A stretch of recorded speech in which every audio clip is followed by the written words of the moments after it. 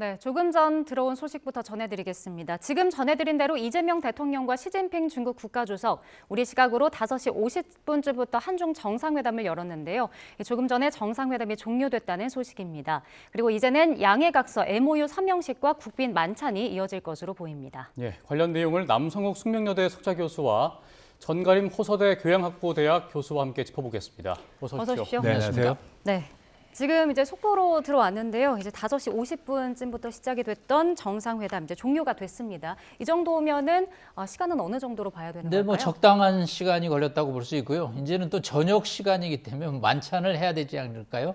그래서 뭐 길게 정상회담은 한 1시간 정도 통역까지 포함해서 하면 적절한데 뭐 3대 현안을 논의했겠죠. 안보 현안, 경제협력 현안, 문화 현안을 아마 논의했을 것으로 봅니다. 네. 아무래도 안보 현안은 뭐 가장 중요한 것이 비핵화 문제였겠죠. 그리고 경제협력은 좀 전에 비즈니스 포럼을 했는데 병난도 우리가 국사 시간에 배웠던 고려와 송나라의 무역항이었던 지금의 뭐 개성 입구죠. 병난도에서 교류했던 정신을 되살리자. 그 얘기는 뭐 어떤 시대 상황에 상관없이 교류와 협력은 계속돼야 된다는 얘기였고요. 네. 이제 문화 협력은 아무래도 한한령이 중국은 없다고 그러는데 우리는 있다고 그러죠. 그런데 뭐 K-한류 팝 공연이 지금 베이징에서 지금 허가가 안 나오고 있는데 뭐 그런 문화계 인사들도 오늘 서밋에 참석을 했기 때문에 뭐 그런 문제에 관해서 양측이 협력한다라는 정도가 아마 논의되지 않았을까 예상이 됩니다. 네, 지금 뭐 안보, 경제, 문화 관련 의제를 좀 언급해 주셨는데 또 어떤 것들이 의제로 또 올랐을까요? 네, 아무래도 뭐 불법 어로와 관계된 얘기도 나왔을 거라고 저는 봅니다. 왜냐하면은 지금 한중 간에 있어가지고서 현안이 되는 문제가 비단 경제 문제, 뭐 미래를 향한 먹거리의 문제뿐만 아니라 네. 그 안보적인 측면도 우리가 간과할 수 없거든요. 특히 불법 어로 문제는 지난 몇 년 동안 계속 줄곧 이어져 왔습니다. 더욱 중요한 것은 이것이 비단 어떤 불법 어로 행위라는 행위 자체에 있는 것이 아니라 영해 주권의 관계가 된다는 측면에서 우리가 이 문제는 반드시 좀 짚고 넘어가야 되고 또 당당하게 얘기를 해야 되는 부분이라고 생각을 하고요.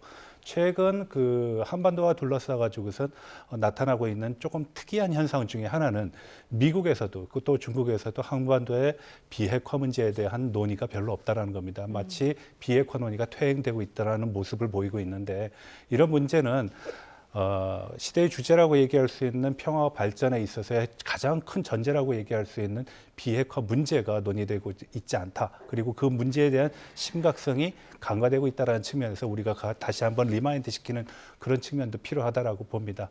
아울러서 우리가 또 한 가지 얘기해야 될 거는 미래에 대한 한중 간의 관계를 어떻게 정립해야 될 것인가. 우리는 이미 지난 30년간 전략적 협력 동반자 관계라는 양국 관계의 최상층에 올라와 있는 부분에도 불구하고 그 내용과 그리고 어떤 미래에 대한 비전 같은 것이 구체화되지 않았다는 문제가 있습니다. 그래서 이런 문제들에 대한 심층적인 논의가 진행됐을 거라고 저는 생각을 합니다. 예, 이 안보 분야에 대해서 비핵화 문제를 거론할 것으로 이제 말씀을 해주셨는데 핵 추진 잠수함 건조 추진에 대해서도 아마 이야기가 충분히 오가겠죠? 충분히 오갈 텐데 과연 접점을 찾았는지에 관해서는 조금 미심쩍습니다. 그 얘기는 뭐냐면 이 문제가 지난해 6월 한미 정상회담에서 이재명 대통령이 트럼프 대통령에게 핵 추진 잠수함 허용을 요청했죠. 그러면서 명분이 중국하고 북한의 어떤 군사적인 해양 도발을 막는 이유를 들었습니다. 네. 그러다 보니까 중국에서 당연히 이 문제에 관해서 예민하게 반응을 했고요. 지난해 11월 경주 에이펙 한중 정상회담에서 이제 이재명 대통령이 한 번 더 말씀을 했죠. 이거는 뭐 중국을 대응하는 것이 아니고 북한을 막는 거다 그랬는데 이미 이제 언론에 보도가 됐기 때문에 시진핑 주석 입장에서는 뭐 동의한다라는 표현을 쓰기는 어렵고 이해한다라는 표현을 썼는데 그 이후나 그 이전에 중국 언론에는 유의한다라는 한자어로 그 얘기는 한국의 뜻을 알겠다. 그렇기 때문에 이 문제는 우리 중국에서 굉장히 민감하게 반응할 수밖에 없다. 그래서 그 뒤에도 중국 언론에 한국의 핵추진 잠수함에 대해서 신중한 입장을 가지라는 이야기가 몇 번 나왔습니다. 네. 그래서 오늘 뭐 이재명 대통령이 이 문제를 이제 얘기를 했겠죠. 그렇지만 뭐 시준석이 이거에 대해서 한국의 뜻에 동의한다라는 표현을 쓰기는 어렵고 뭐 동북아의 평화 안정을 해치는 뭐 문제에 대해서 한국이 신중하게 행동하기를 바란다라는 외교 원론적인 표현을 아마 사용하지 않았을까. 왜냐하면 정상회담 국빈 방문인데 이 문제를 가지고 얼굴을 붉히는 것은 있을 수가 없기 때문에 네. 이 문제는 서로 입장을 오늘 표현하는 정도에서 마무리가 됐을 거로 평가가 됩니다. 네. 그리고 이제 또 문화 쪽에서는 저희가 이제 한중 정상회담 의제 중에 한한령 완화가 좀 오를까 이것도 관심이었는데 어떻게 좀 보실까요? 한한령은 그렇습니다. 중국 정부에서 공식적으로 어떤 문서화되거나 아니면은 명령의 형식으로 나타난 그런 현상이 아닙니다. 네. 잘 아시다시피 2017년 사드의 배치 문제로 인해 가지고서 생겨난 문제인데요. 그래서 사실 한한령이라는 단어를 언급하면서 문화적인 교류를 얘기하는 것은 쉽지 않습니다. 다만 중국의 어떤 이러한 배경 속에서 나온 어떤 정책이라든지 어떤 행태는 충분히 우리가 이해는 갑니다. 네. 다만 이 지금 우리가 중국의 문화적인 교류의 확대 그리고 심화 같은 거를 기대를 하고 있는데 저는 개인적으로 쉽지 않을 거라고 생각을 합니다. 왜냐하면은 최근 시진핑 정부가 강조하고 있는 게 문화 사상에 대한 전면적인 네. 재고거든요. 교수님 잠시만요. 자, 저희가 한중 정상회담이 조금 전 종료됐다는 소식을 전해드렸는데요. 관련 회담 모습이 지금 들어왔습니다. 함께 보시겠습니다. 시진핑 주석님 그리고 중화인민공화국 국민 여러분께서 이렇게 대한민국을 대표한 저를 환대해 주셔서 진심으로 감사드립니다. 새해를 맞이해서 우리 중국 인민 여러분 모두의 행복과 건강을 기원합니다. 아울러 한국과 중국의 공동 발전도 함께 기원합니다. 2달 전 경주에서 만나고 한중 관계의 미래에 대한 깊은 논의를 한 지가 이제 겨우 2달인데 아주 오랫동안 못 만난 분들을 만난 것처럼 참으로 반갑습니다. 경주에서의 정상회담에 여운이 가시기도 전에 주석님의 초청으로 이렇게 빠르게 중국을 국빈 방문하게 돼서 진심으로 뜻깊게 생각합니다. 주석님과 중국 국민 여러분의 이 따뜻한 환영에 대한민국 국민을 대표해서 진심으로 감사하다는 말씀을 다시 한번 드립니다. 오늘 만남은 저와 주석님 모두에게 2026년 병원년의 시작을 알리는 첫 국빈 정상외교 일정입니다. 이번 정상회담은 2026년을 한중관계 전면 복원의 원년으로 만들 중요한 계기가 될 것입니다. 양국의 전략적 협력 동반자 관계를 되돌릴 수 없는 시대적 흐름으로 발전시키기 위한 노력도 변함없이 이어질 것으로 믿습니다. 주석님께서도 잘 아시는 것처럼 한중 관계의 뿌리는 매우 깊습니다. 지난 수천 년간 한중 양국은 이웃 국가로서 우호적인 관계를 맺어왔고 국권이 피탈되었던 시기에는 국권 회복을 위해 서로 손을 잡고 함께 싸웠던 관계입니다. 한중 수교 이후에는 서로 때려야 뗄 수 없는 호혜적 협력 관계를 발전시켜 왔습니다. 이제 시대의 흐름과 변화에 발맞춰서 주석님과 함께 한중 관계 발전의 새로운 국면을 열어가고 싶습니다. 저와 주석님 간의 신뢰를 바탕으로 한중 관계의 정치적 기반과 우호 정서의 기반을 튼튼히 쌓겠습니다. 특히 국민 실생활과 직결된 분야에서 수평적 호혜 협력을 이어가며 민생 문제의 해결을 위한 노력을 더욱 강화할 것입니다. 아울러 한반도 평화를 위해 실현 가능한 대안을 함께 모색하겠습니다. 번영과 성장의 기본적 토대인 평화에 양국이 공동 기여할 수 있도록 해야겠습니다. 오늘 이 자리가 경주에서 미처 다하지 못한 이야기를 함께 나누고 한중 관계 전면 복원이라는 역사적 흐름이 더욱 견고해지는 결정적 계기가 되기를 바랍니다. 다시 한번 초청에 감사드립니다. 공동 이익을 가지고 있고 응당이 응당이 역사의 올바른 편에 서 있어야 되고 정확하고 올바른 전략적인 선택을 해야 합니다. 중국 측은 한국 측과 함께 우호 협력의 방향을 굳건히 수호하고 호혜 상승의 취지를 견지하면서 중한 전략적 협력 동반자 관계가 건강한 궤도에 따라 앞을 발전하는 것을 추동해야 합니다. 절실하게 양국 국민들의 복지를 증진하면서 지역, 심지어 세계 평화 발전을 위해 긍정적인 에너지를 부여해야 합니다. 감사합니다. 네, 이재명 대통령과 시진핑 중국 국가주석의 발언도 함께 들으셨고요. 두 정상은 한중 공동 발전을 기원을 했습니다. 이재명 대통령, 한중 관계 전면 복원이라는 점을 먼저 강조를 했고요. 국민 실생활과 직결된 분야에서 수평적 호혜 협력을 이어가면서 민생 문제 해결을 더 강화하겠다고 강조하기도 했습니다. 예, 시진핑 주석은 응당 역사의 올바른 편에 서 있어야 하며 정확하고 올바른 전략적인 선택을 해야 한다라고 말했습니다.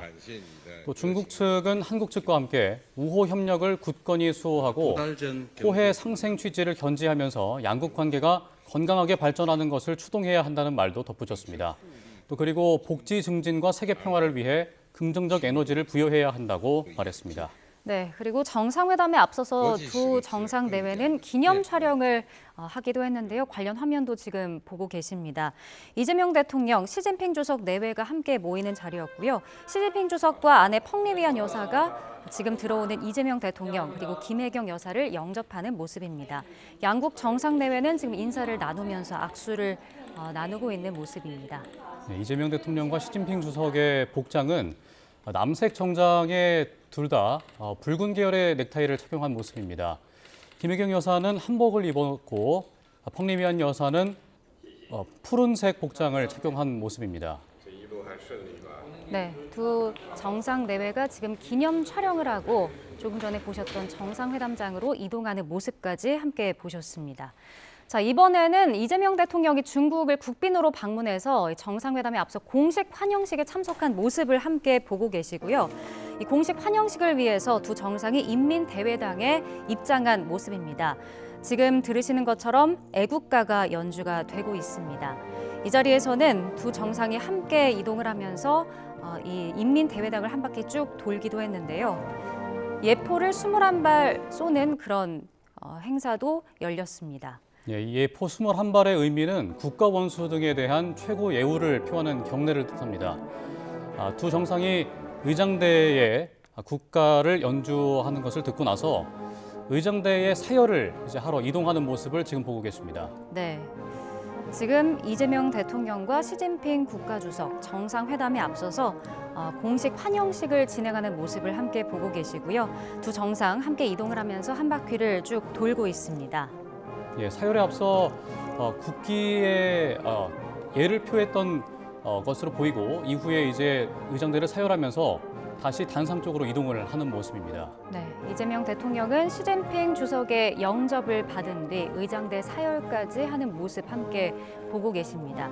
이후에 애국가에 앞서서 중국 국가까지 연주가 된 것으로 전해지고 있습니다. 예, 지금 화면 아래쪽에는 태극기와 오성홍기를 들고 있는 어린이들의 모습이 보이고요. 아이들의 환영을 받으면서 단상 쪽으로 걷고 있습니다. 네, 다시 한번 김혜경 여사와 펑리위안 여사의 모습도 함께 보실 수가 있고요. 공식 환영식을 지금 진행하는 모습, 두 정상의 모습 함께 보셨습니다. 자, 이번에는 두 정상이 정상회담을 마치고 양해각서 MOU 서명식을 진행을 했는데요. 지금 이 화면도 들어와서 함께 보고 계십니다. 자, 두 정상은 함께 MOU 서명식을 열었는데요. 양국은 14건의 MOU를 체결하고 기증증서 1건을 교환을 했습니다. 예, MOU에는 양국 간의 유망한 스타트업 협력 분야를 발굴하고 경제통상협력 의제를 관리하기 위해서 양국 정부 부처 간의 협의체를 구축하는 내용이 포함됩니다. 네, 그리고 소프트웨어와 사이버 보안 등 디지털 분야 전반을 포괄해서 협력을 확대하고요. 또 교통 분야 협력을 위한 협의회 구성 등도 내용으로 담겼습니다. 예, 우리 식품 기업의 신속한 중국 진출 지원을 위해서 우리 수출 기업 명단을 등록하는 것도 추진을 하는 것으로 양국이 뜻을 모은 것으로 전해집니다. 네.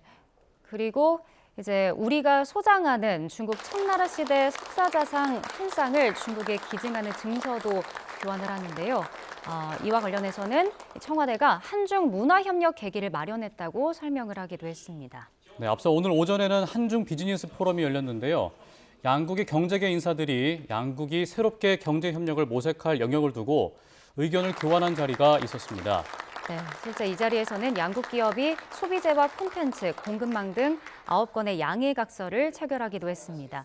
자, 지금까지 정상회담 그리고 공식 환영식, 양해각서 MOU 서명식까지 현장 화면 함께 보셨습니다.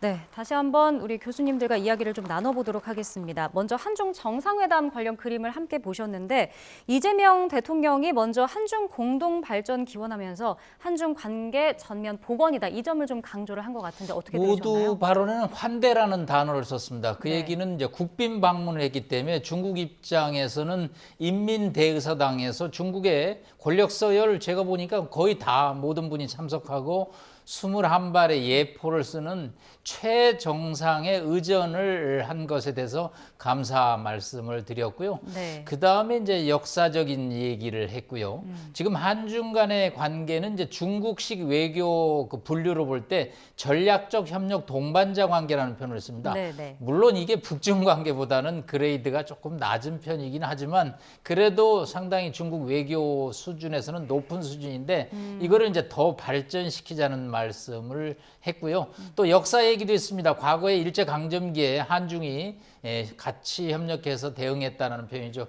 그래서 이제 내일 상하이로 이동해서는 상하이에 임시정부 청사를 이제 방문하는 일정이 있었던 것이죠. 그러면서 이제 미래지향적으로 발전해 나가자는 얘기를 하고 네. 되돌릴 수 없는 관계라는 표현을 썼습니다. 그 얘기는 이제 한중 관계가 맑은 날도 있지만 또 비 오는 날도 있는데 그러면 또 사드 사태처럼 후퇴하는데 이제 그런 정치 상황에 상관없이 앞으로 나가야 한다는 표현을 썼고요.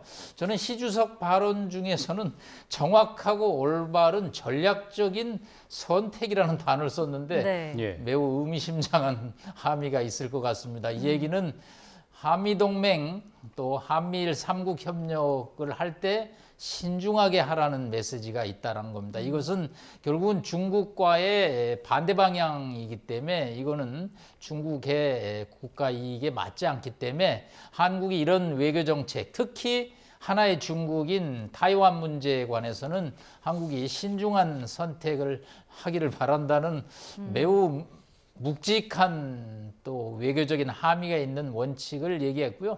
시 주석은 뭐 14건의 MOU 체결에 대해서 구체적인 말씀은 없으셨고 네. 총론적으로 말씀을 하셨던 것으로 보입니다. 네, 일단 회담은 90분 정도 진행이 됐다고 네. 합니다. 그리고 이재명 대통령의 조금 전 모두 발언을 들어보니까 뭐 한반도 평화를 위해서 실현 가능한 대안을 함께 모색하겠다 밝히기도 했더라고요. 네, 앞서 말씀드렸던 바와 같이 지금 비핵화 논의가 퇴행하고 있는 모습을 보이고 있습니다. 미국의 전략안보 보고서에서도 그것이 제외가 됐고 중국에서도 지금 비핵화라는 단어 자체를 언급하고 있지 않기 때문에 이런 문제들이 나온 거라고 보여집니다. 네. 모두 발언에서 양국 정상이 얘기한 거를 제가 중국어와 한국어 동시 들어보니까 약간 시각 차이가 좀 있습니다. 우리는 역사적인 어떤 유대를 강조를 하는 반면에 중국은 역사적인 기억을 상기시키는 그런 측면이 있다는 측면에서 차후에 우리 대통령이 일본을 방문했을 때 한일 관계 그리고 중일 관계의 어떤 역사성에서 접근했다는 시각에 좀 차이가 있다는 말씀을 좀 드리고 싶고요. 네. 지금 공이 양국 정상이 모두 민생의 어떤 개선 그리고 발전을 얘기를 했는데 뭐 상당히 외교적인 수사로 보면은 무난한 표현이라고 저는 봅니다. 다만 뒤에서 나온 앞서 남 교수님께서도 말씀하셨다시피 네. 올바른 선택이라는 부분에 있어서의 중국의 어떤 메시지가 우리로 하여금 조금 부담스럽게 느껴질 수 있는 부분이라고 생각이 됩니다. 상당히 중의적인 의미를 담고 있는데요. 중국과의 선택, 이건 틀린 선택이 아니다라는 의미도 되겠지만 네. 미국과의 선택을 통해 가지고서 한미 동맹이 중국을 압박하는 경우 중국은 그거 마땅하게 생각하지 않을 수도 있다라는 그런 의도가 담겨져 있다라고 생각합니다. 모두 발언이 반드시 외교적인 어떤 친밀감만을 드러내는 건 아니니까 하고 싶은 말은 하는 건데 단지 이 과정 속에서 양국 간에 약간의 차이는 좀 있더라 하는 그런 느낌을 받았습니다. 예.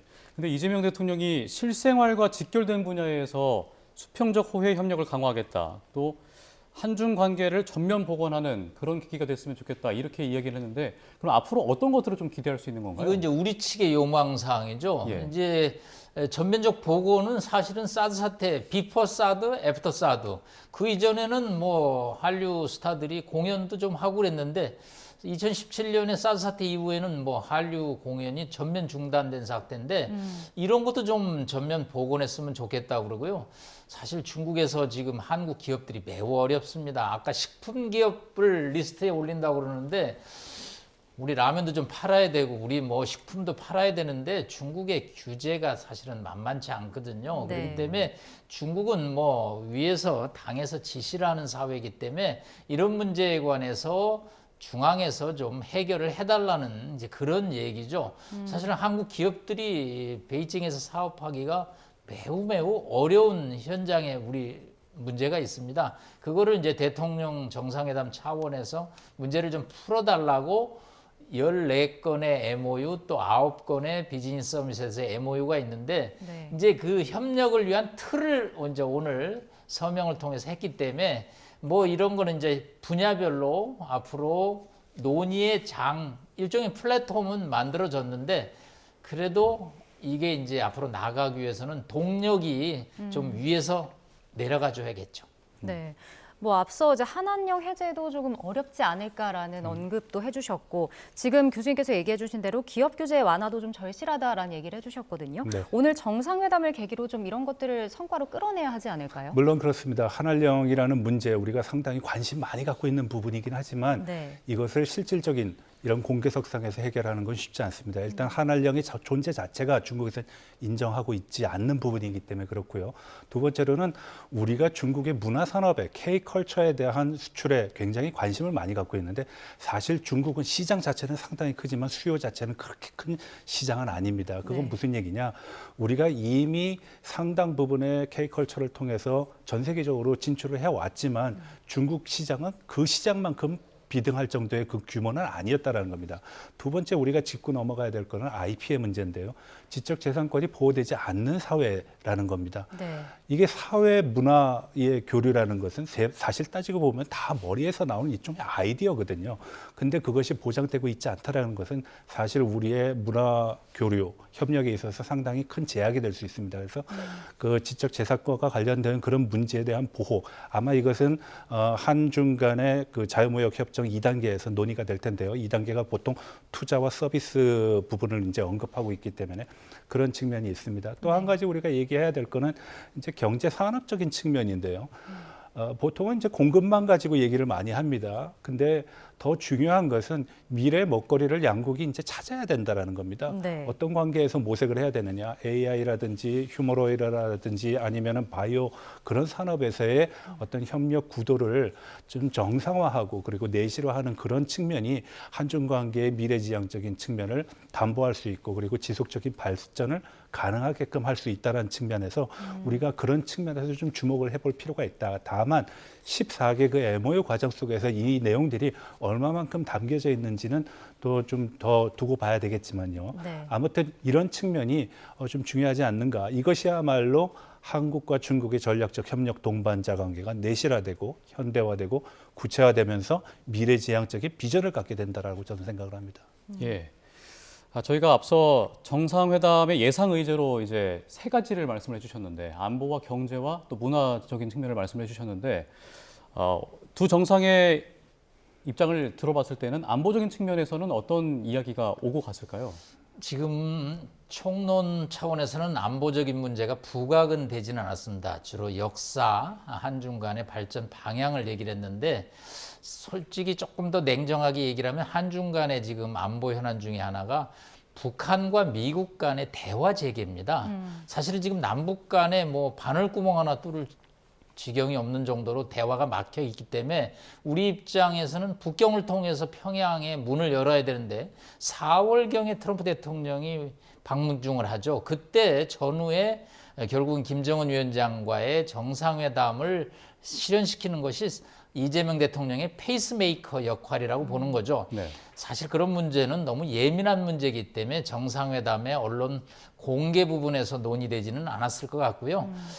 위성락 안보실장이나 조현 외교부 장관이 수행을 하시기 때문에 네. 아마 그거는 별도 채널을 통해서 논의가 있었고 또 중국 입장에서도 이 문제를 가지고 평양과 대화를 앞으로 할 것으로 보입니다. 사실 이 문제는 언론에 이렇게 자세하게 보도가 되지는 않을 것으로 보고요. 예.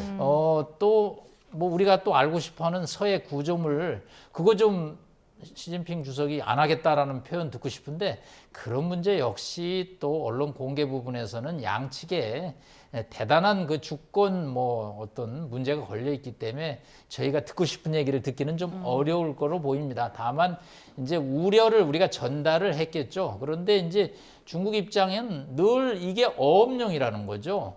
어떠한 한중 잠정 수역에는 어업용 시설 이외에는 설치할 수 없다는 거거든요. 지금 2기하고 1개 또 구조물이 설치됐는데 제가 중국 CCTV를 보니까 연어 양식장이라고 앵커가 연어를 들고 거기서 방송을 하더라고요. 제가 중국 대사관에서 대사하고도 만찬을 할 때 이 문제를 얘기를 했더니 저희 보고 잘못 알고 있다. 그건 연어 양식시설이다. 그러니까 그 문제에 관해서 서로 또 한중이 좀 동상이몽이거든요. 그렇기 네. 때문에 이런 문제는 이제 관리를 통해서 더 이상 추가 설치는 안 된다. 그리고 이것도 어느 시점이 되면 어업시설이면 철거를 해야 된다라는 입장을 계속 논의를 하지 대통령 정상회담 한 번 했다고 해서 그런 문제가 완전히 해결되지는 않을 거로 봅니다. 네, 아무래도 민감한 현안들이기 때문에 그렇지 않을까 싶은데 앞서 위성락 안보실장도 뭐 중국의 건설적인 역할을 당부하겠다 말하기도 했었거든요. 네. 이런 것들을 뭐 이렇게 전달은 할 수 있겠죠? 그럼요. 충분히 전달은 되죠.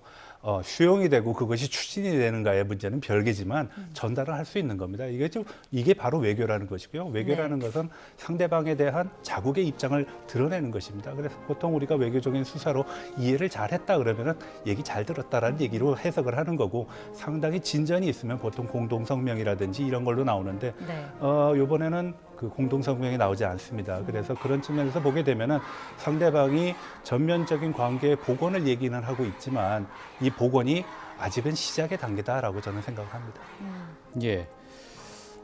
오늘 정상회담이 이제 에이펙 정상회의 이후에 2달 만이잖아요. 상당히 좀 이례적인 경우였죠.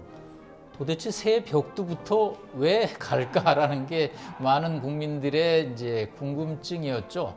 사실은 뭐 중국이 춘절, 구정 설날을 세긴 하지만 연초는 연초거든요. 그러면 뭐 외교 안보 현안보다는 주로 내치로서 국민들에게 새 비전을 보는 행사 중심으로 갑니다. 뭐 우리도 마찬가지고. 그런데 1월 4일 날 방중을 하시고 1월 14일 날 또 일본 나라시를 방문하는 외교 일정은 정말 숨가쁘고 전례가 없는 정도죠. 이제 그 정도로 한중 간에 시급히 논의해야 될 현안이 뭘까? 그게 이제 시청자들의 궁금증이죠. 네. 뭐 하여튼 우리 기업들이 경제적으로 실익을 얻고 또 한류를 해결하고 또 우리 뭐 심각한 현안인 비핵화 문제를 해결하고 그런 측면에 관해서 여러 가지 중국 측에게 우리의 생각을 전달했다. 또 시 주석도 뭐 이웃은 자주 만나야 된다는 아까 표현이 나오더라고요. 그래서 뭐 자주 만나는 것이 뭐 그렇게 꼭 부정적일 거는 볼 수는 없지만 과연 이제 성과가 이번 정상회담을 통해서 앞으로 뭔가 도출이 된다면 좋은데 그렇지 않고 또 불협화음이 나온다면 이 방중 성과에 관해서 또 조금 얘기가 달라질 수는 있습니다. 네, 성과가 어떻게 나올지는 좀 더 지켜봐야 할 것으로 보이고 그래도 조금 전에 저희가 화면을 보셨다시피 MOU 서명식을 좀 보셨잖아요. 네. 14건의 MOU를 체결을 하고 기증증서 1건을 교환했는데 네, 지금 또 보시는 화면은 김혜경 여사와 펑리위안 여사가 함께 대화를 좀 나누고 있는 모습이 또 들어와서 새로 전해드리고 있는데요. 간담회를 진행하는 모습으로 보입니다. 두 여사가 지금 따로 만나서 지금 간담회를 진행하는 모습 함께 보고 계시고요. 네, 앞서 지금 이야기했던 대로 양국이 지금 14건의 MOU를 체결을 했는데 그래도 양국 간 그 스타트업 협력 분야를 좀 발굴하고 경제통상협력 의제를 관리하기 위한 협의체를 구축한다라는 내용이 있었는데 결국 경제 쪽으로 좀 발전시키기 위한 내용일까요? 네, 그렇습니다. 아무래도 한중 관계를 우리가 보통 한중 관계의 시작은 경제적인 측면에서 시작을 했습니다. 네. 관계가 좋아지면서 사회, 문화, 정치적인 측면까지 언급이 됐고요. 그리고 전략적 협력 동반자 관계에 이르렀을 땐 우리가 한중이 만나서 북한 얘기를 하기 시작했습니다. 네. 근데 이제 한동안 우리가 지금 접촉이 없다 보니까 그런 문제들이 다 수면 아래로 내려간 것 같긴 하지만 다시 복원한다는 측면에서 보게 되면은 경제적인 측면 그리고 미래의 어떤 산업의 협력적인 측면에서 접근할 필요가 있는데 앞서 말씀하셨다시피 스타트업의 문제라든지 경제의 협의체를 만든다든지 하는 거는 바로 그러한 밑거름이 되지 않는가 굉장히 고무적인 거라고 봅니다. 다만 여기서 우리가 알아둬야 될 것은 지금 대칭적인 관계로서 이루어져야 된다는 것이고 그래서 대통령께서는 수평적인 관계를 강조했는데 중국 측에서는 거기에 대해서 뭐 비슷한 어떤 유사한 단어를 사용하지는 않았습니다. 다만 이런 관계가 지속적으로 유지되고 그리고 복원되기 위해서는 수평적, 대칭적인 관계의 전제가 있어야 된다는 것은 분명합니다. 예. 또 MOU 내용 중에 소프트웨어랑 사이버 보안 같은 디지털 분야 좀 전반에 대해서 포괄적으로 협력하자 이런 내용도 들어갔는데 어떤 좀 구체적인 얘기가 오갔을까요? 그 이면에 지금 이제 한중 간의 경제 관계를 조금 저희가 진단해 볼 필요가 있는데요.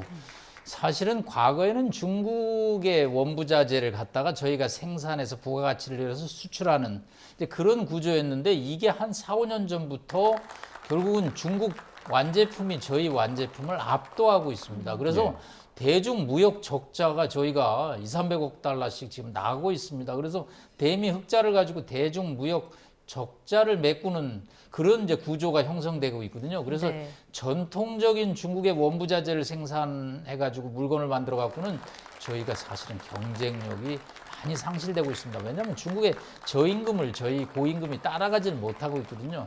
그렇기 때문에 이제 이재명 대통령 입장에서는 새로운 분야를 발굴해 나가자는 거죠. 그래서 양국이 윈윈하자. 그래서 그 AI 분야가 또 우리나라도 괜찮고 중국의 하드웨어도 좋고 이것이 협력한다면 전 세계 시장을 대상으로 서로 경제적 윈윈을 할 수 있지 않냐.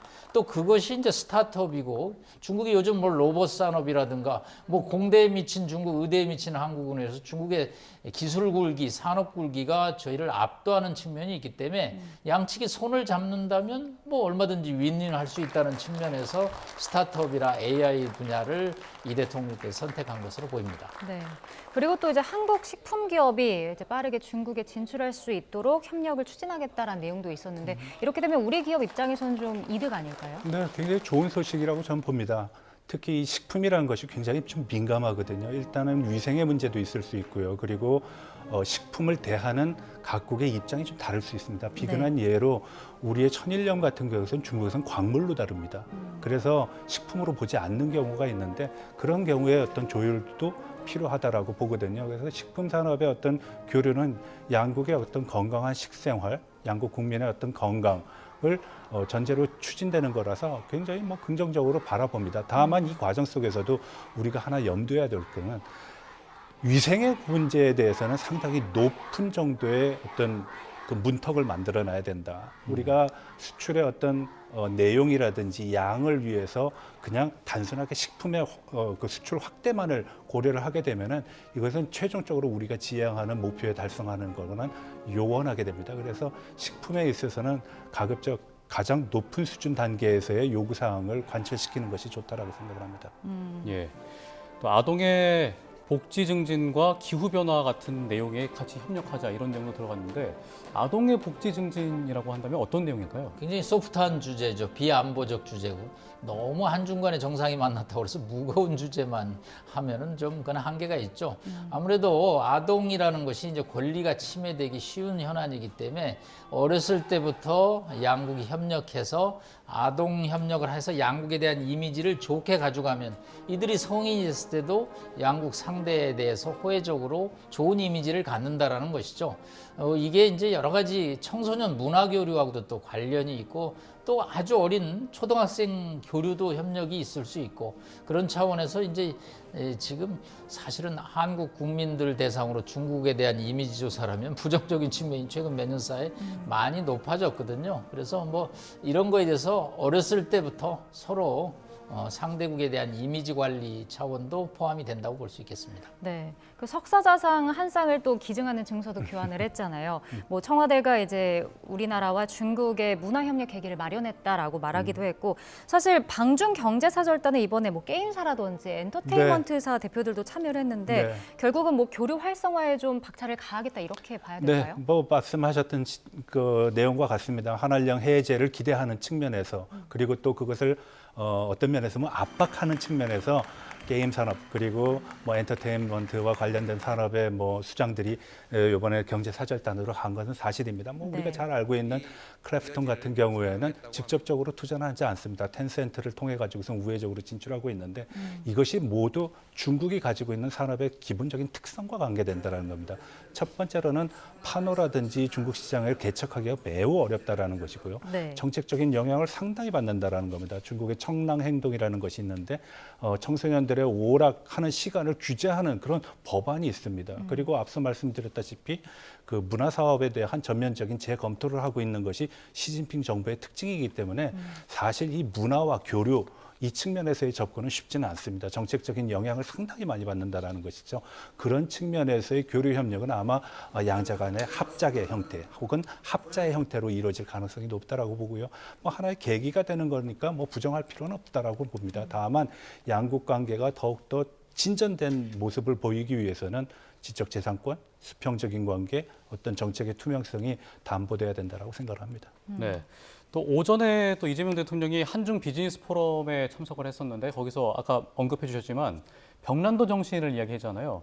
관련해서 역사적인 이야기를 하면서 우리가 한중 간에 좀 교류를 더 돈독히 하자 이런 의도로 봐야 될까요?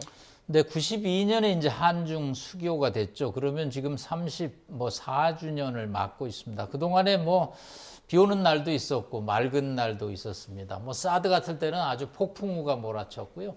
또 한때는 한중 간의 뭐 교역이 아주 정말 크게 늘었습니다. 그러다 보니까 이게 정치, 외교, 안보 상황에 따라서 한중 관계가 이렇게 휩쓸린다라는 측면이죠. 그렇기 때문에 이제 역사적으로 가장 한중 간의 호혜 협력으로 협력하던 시절이 언제일까? 그랬더니 이제 송나라 이 중국 사람들한테 중국 역사에서 가장 문화적이고 경제적으로 좋은 때가 언제입니까? 그러면 송나라를 얘기를 하는 분들이 많더라고요. 그 송나라 시대는 이제 고려 개경이죠. 그 강화도를 통해서 개성에서 무역을 했던 시절을 다시 이제 끄집어내면서 좋은 시절, 나쁜 시절 상관하지 말고 교역과 무역을 하자라는, 그래서 벽난도 뭐 정신이라는 오늘 키워드를 이재명 대통령께서 얘기를 했죠. 사실은 요거는 이제 우리가 중국에 약간 벽을 좀 이렇게 두드리는 지금 모습입니다. 네. 정가림 교수님도 얘기를 했지만 사회주의 국가라 이게 경제 협력하기가 난관이 많습니다. 92년에는 이제 중국이 개혁 개방을 해가지고 저희가 뭐 돈을 많이 벌었어요. 수출도 많이 하고. 그런데 이게 2000년대 중반 들어서면서 중국의 경제력이 G2로 부상하면서 중국이 이제는 첨단 기술 아니면 뭐 별로 환영하지도 않고 또 여러 가지 자국 산업 육성 보호 차원에서 규제가 뭐 간단치가 않거든요.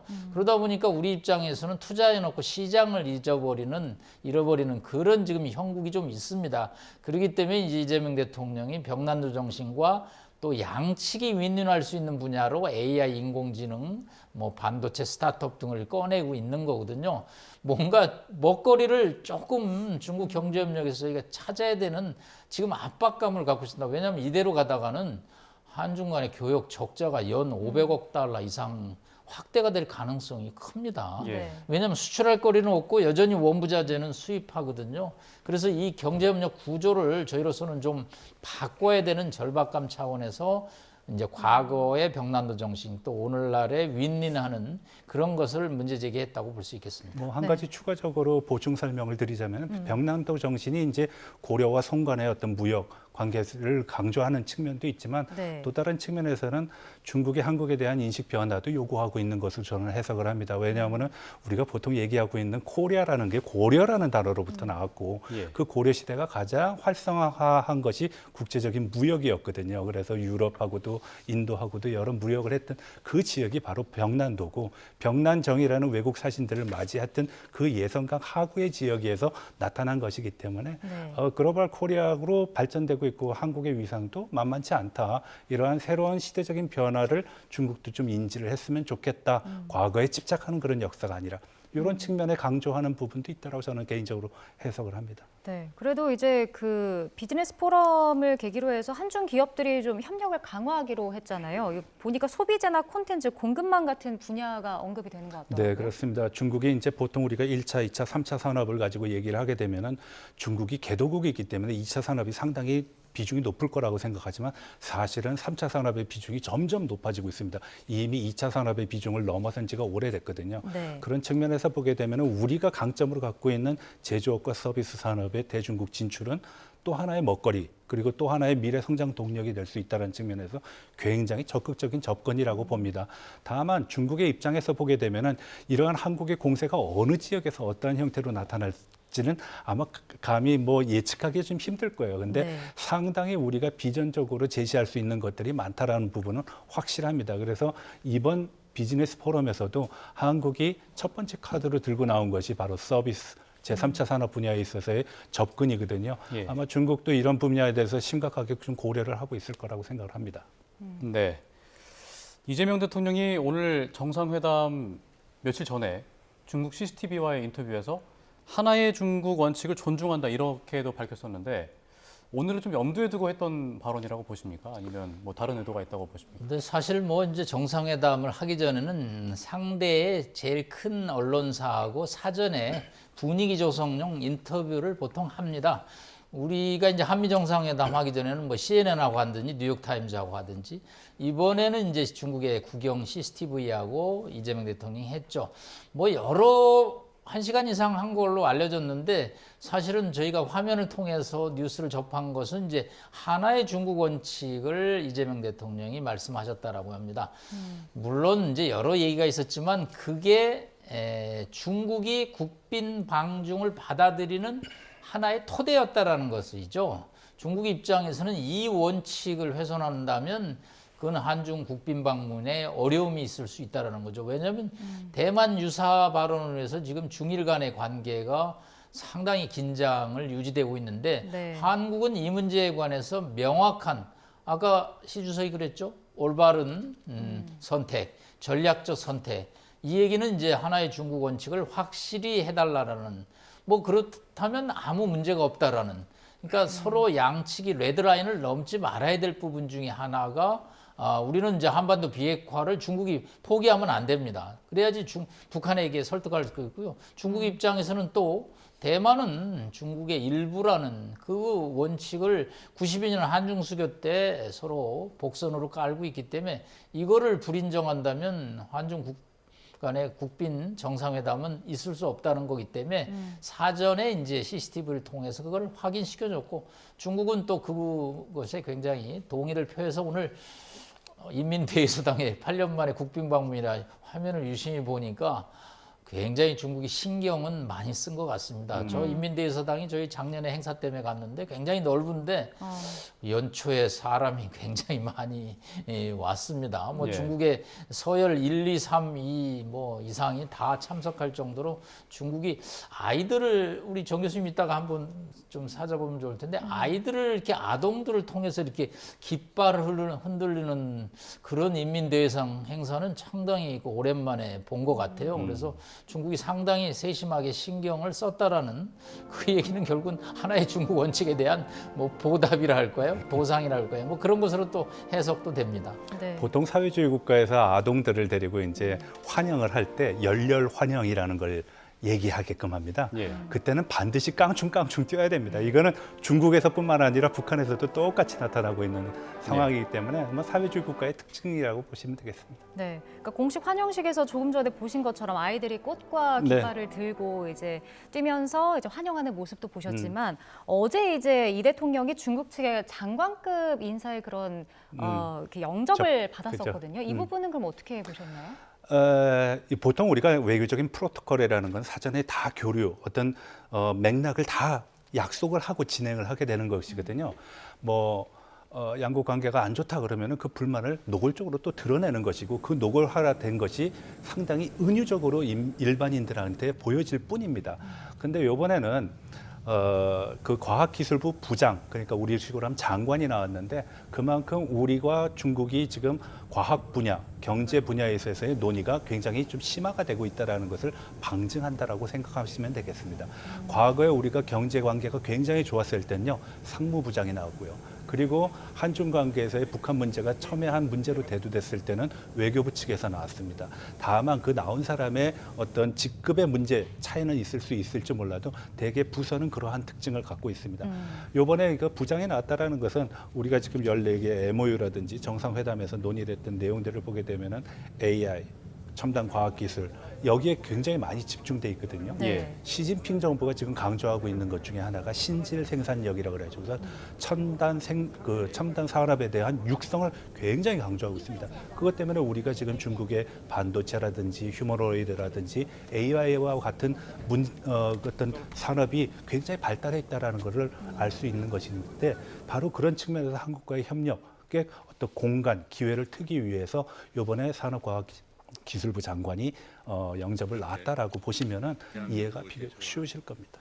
그러니까 단순히 뭐 차관보급이다 아니면 수석 차관급이다 여기서 격상을 시킨 거에서 넘어서 그렇죠. 특히 어떤 과학기술부- 부서의 담당자가 나왔냐는 것도 상당히 중요합니다. 과거의 기록을 찾아보시면은 예. 경제 관계가 좋았거나 나빴을 때는 보통 상무부에서 나옵니다. 그리고 외교 관계에 있어서의 북한 문제, 한반도의 비핵화 문제라든지 어떤 도발의 문제가 났을 때는 보통 외교부에서 나오거든요. 예. 그런 측면이 있습니다. 거기에 대해서 하나 또 추가드릴 것은 네. 역설적인 또 해석도 가능합니다. 그 얘기는 뭐냐면 중국 입장에서는 한국으로부터 하나의 중국 원칙을 확인받았기 때문에 저희가 원하는 한반도 비핵화라든가 북한에 대한 어떤 압력 부분이 좀 있을 수 있거든요. 예. 그러면 이제 외교 쪽이 나와주는 게 좋은데 지금 정 교수님 말씀한다 과기부 쪽이 나왔다라는 얘기는 중국은 한국이 얘기하는 북핵 문제가 역설적으로 없다라는 또 메시지가 될 수도 있습니다. 그래서 저 문제를 가지고 경제협력에는 앞으로 좀 관심을 갖고 신경을 쓰는데 한국이 우려하는 북핵 문제에 관해서는 중국이 관심이 좀 약하다는 또 메시지는 될 수 있기 때문에 이거에 관해서 양면이 있다는 것은 좀 시청자들이 조금 이해를 할 필요가 있고요. 네. 그다음에 이 하나의 중국 제가 말씀을 드리면서 조금 이제 걱정이 되는 것은 14일 날 이제 우리 이재명 대통령이 일본 나라 다카이치 사나이 총리의 고향이자 지역구를 방문하는데 네. 이게 이제 실용 외교라고 그래서 중국 가서는 또 이런 얘기를 하고 일본 가서는 이런 얘기를 하는데 이게 충돌이 되지 않아야 되거든요.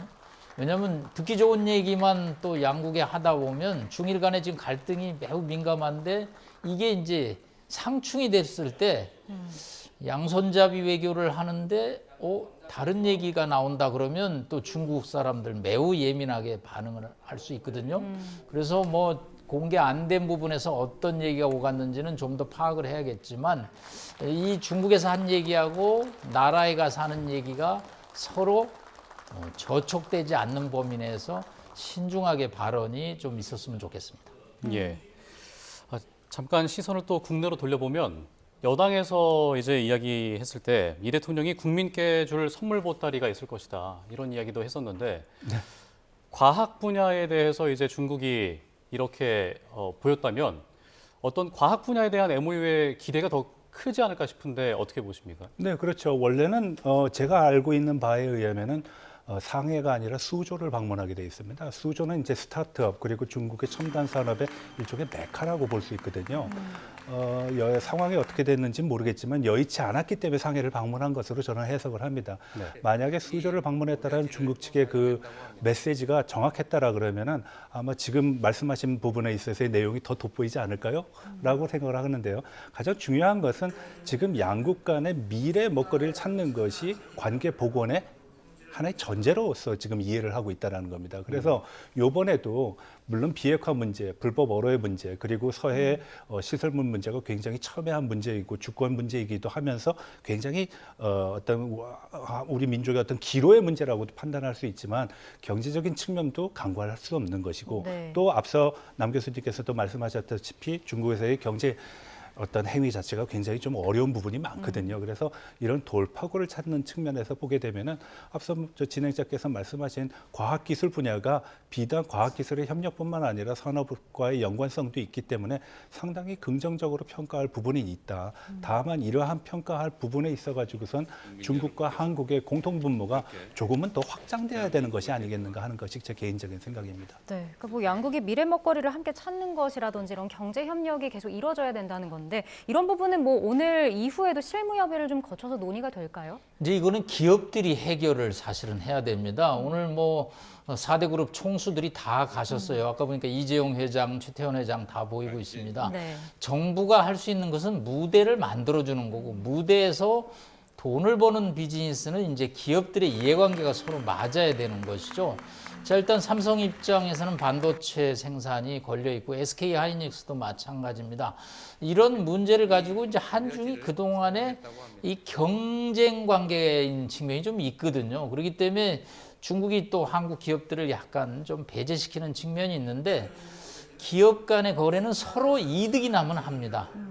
오늘 이제 14건의 MOU를 바탕으로 기업들이 투자를 하거나 또 우리 제품을 사주거나 또 뭐 미국의 어떤 반대가 있을 수 있지만 SK나 또 삼성이 만드는 HBM 반도체 부분에 관해서 중국이 뭐 구매를 할 수 있으면 또 구매를 하는 그런 이제 거래는 기업들 간의 일종의 니즈가 맞아야지 성사가 될 수 있다.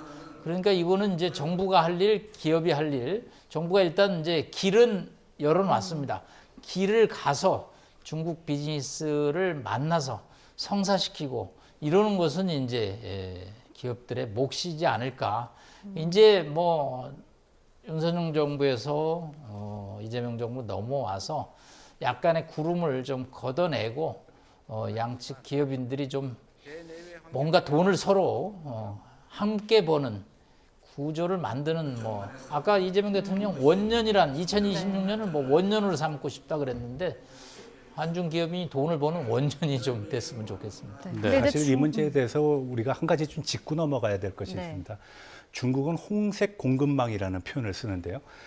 이게 원료단에서부터 생산 최종재까지 모두 중국이 일관하겠다라는 겁니다. 그러한 대체가 가능한 산업은 이미 여러 군데서 나타났거든요. 뭐 디스플레이에서도 한국을 대체했고요. 그래서 이러한 중국의 정책적인 측면과 한중 간의 경제 협력에서 한국 정부가 중국에게 요구할 수 있는 거 그리고 중국이 또 담보해 줄 수 있는 거를 우리가 좀 명확하게 구별을 할 필요가 있다.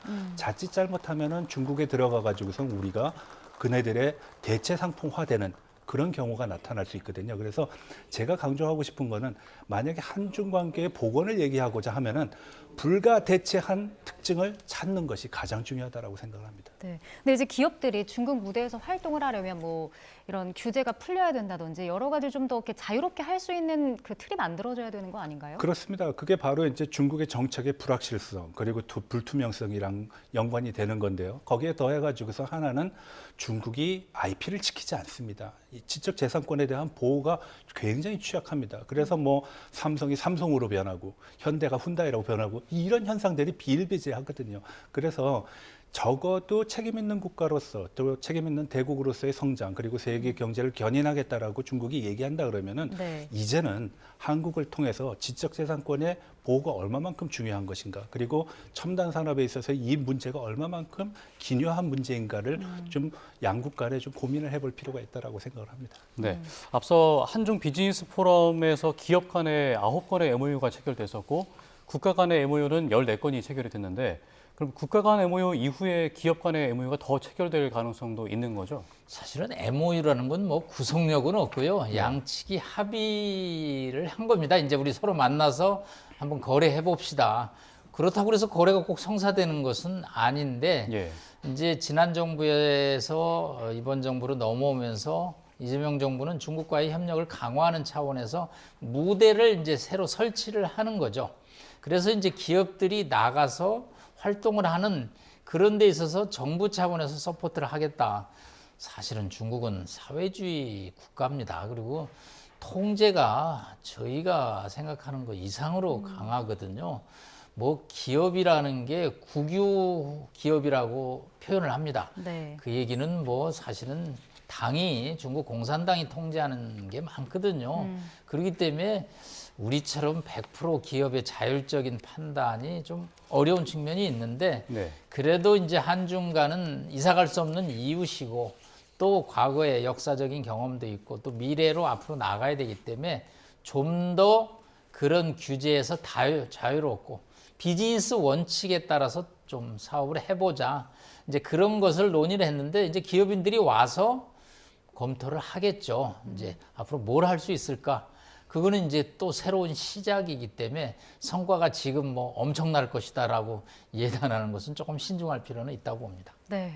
그리고 이제 또 주말 사이에 베네수엘라 마두로 대통령이 체포돼서 또 미국으로 압송이 되지 않았었습니까? 네. 오늘 정상회담에서 좀 이런 이야기가 나왔을지 궁금한 게 중국이 이제 외교부 대변인 성명을 내서 이에 좀 반발하는 네. 내용이 좀 나왔었잖아요. 네, 물론 그렇죠. 중국의 입장에서 보면 굉장히 뼈아픈 어떤 이벤트 혹은 이슈였을 겁니다. 왜냐하면은 1대1로의 거점이라고 얘기할 수 있는 베네수엘라에서 또 베네수엘라 대통령이 미국으로 이송이 되는 그런 문제가 생겼기 때문에 외교부는 당연히 아마 강한 어조로 그것을 반대를 했을 겁니다. 사실 미국이 생각하는 베네수엘라는 지금 우리가 알고 있는 그런 측면에서만 고려될 것이 아닙니다. 더 큰 그림에서 본다 그러면은 중국에 대한 견제 그리고 압박이라고도 우리가 볼 수 있는데요. 네. 아무튼 한중 양국 간에 비록 전날 일어났던 상황이라 그래도 이건 양국 간의 그 문제는 아니기 때문에 아마 논의의 대상은 아닐 거라고 저는 생각을 합니다. 또 논의의 대상이 될 수도 없는 것이 한국과 베네수엘라의 관계가 그렇게 긴밀하지 않거든요.